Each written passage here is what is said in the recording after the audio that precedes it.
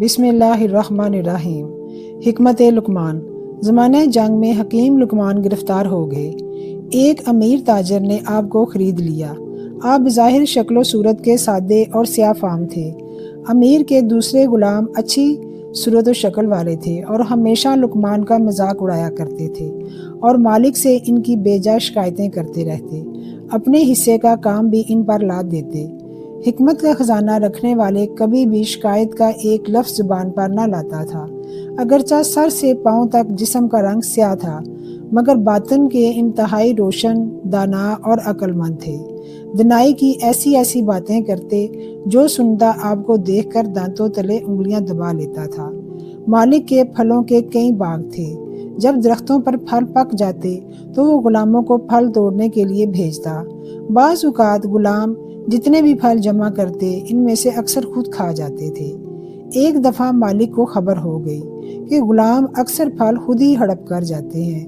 دوسرے غلاموں نے اپنی جان بچانے کی خاطر سارا الزام لقمان پر لگا دیا۔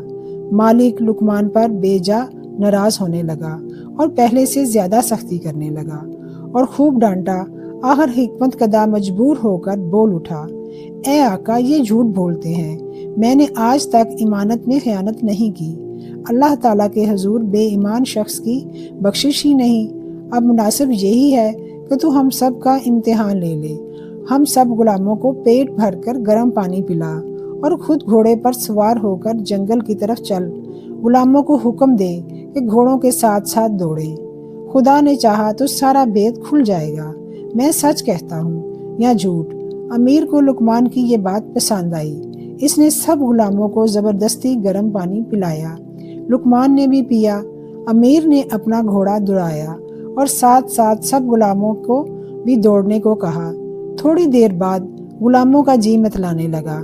سب نے قے کر کے جو کھایا پیا تھا باہر اگل دیا۔ لقمان نے جو قے کی وہ بالکل صاف تھی۔ یہ دیکھ کر امیر کو لقمان کی سچائی اور حکمت پر یقین آ گیا۔ مالک نے دوسرے غلاموں کو سزا دی اور لقمان سے معذرت کرنے لگا اور کہنے لگا، میں نے آپ کو نہ پہچانا، یہ میری خطا تھی۔ آئندہ گھر کا سارا انتظام آپ کے سپرد۔ آپ سیاہ و سفید کے مالک ہوں گے۔ اور لقمان کو دوسرے غلاموں کا سردار بنا دیا۔ لقمان کی حکمت یہ حیرت انگیز کرشمہ دکھا سکتی ہے تو وہ فاعل حقیقی جس نے لقمان کو پیدا کیا کھرے اور کھوٹے کو الگ الگ کرنے میں کسی کا محتاج ہو سکتا ہے؟ ہمیں خود ہی اپنی اصلاح کر لینی چاہیے تاکہ کہیں ہمارا بھرم بھی نہ کھل جائے۔ درس حیات۔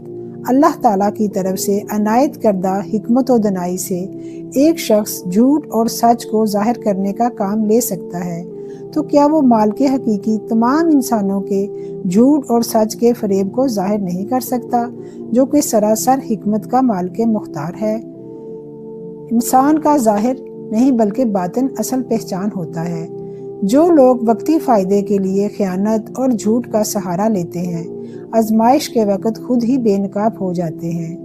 حرام رزق نہ صرف ایمان بلکہ جسم کو بھی کمزور کر دیتا ہے، جبکہ سچائی اور ایمانداری اگرچہ ابتدا میں مشکل لگتی ہے مگر انجام میں عزت، سکون اور سربلندی بن جاتی ہے۔ حکمت شور نہیں مچاتی، وہ صبر کے ساتھ وقت کا انتظار کرتی ہے اور اللہ کے حکم سے حق خود ظاہر ہو جاتا ہے۔ بے شک